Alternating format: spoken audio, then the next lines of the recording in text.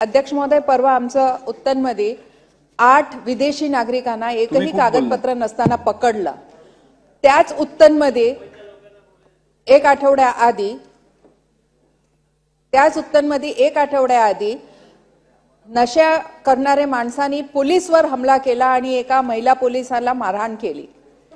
त्याच उत्तनमध्ये त्याच एक दर्गा आहे, बालेशाह पीर दर्गा, दॅट इज द सेंटर जिथे हे सगळं घडत असते। तिथे नशाचे खूप सारे प्रकरण घडलेले आहे।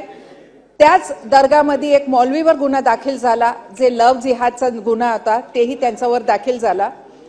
आणि 2009 मध्ये महाराष्ट्र विधानसभेत ते चर्चासाठी आलं तेव्हा अहवाल दिला होता पोलिसांनी, आणि ते अहवाल असा आहे की मुंबई समुद्रमार्गे उत्तन जेटीपासून फक्त 5 किलोमीटरच्या अंतरावर आहे।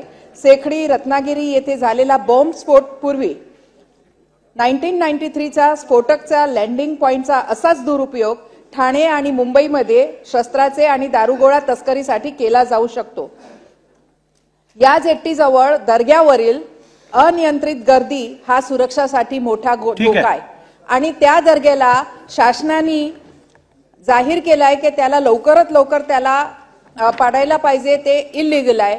तरी माझी विनंती आहे, इथे उपमुख्यमंत्री आणि मुख्यमंत्री बसलेत, त्या दर्ग्याचा निर्णय लवकरात लवकर करून, म्हणजे ते एक एपिसेंटर झालाय सगळे गुन्ह्याचा, तर त्यावर ठीक आहे। आशिषजी शेवटचं चला।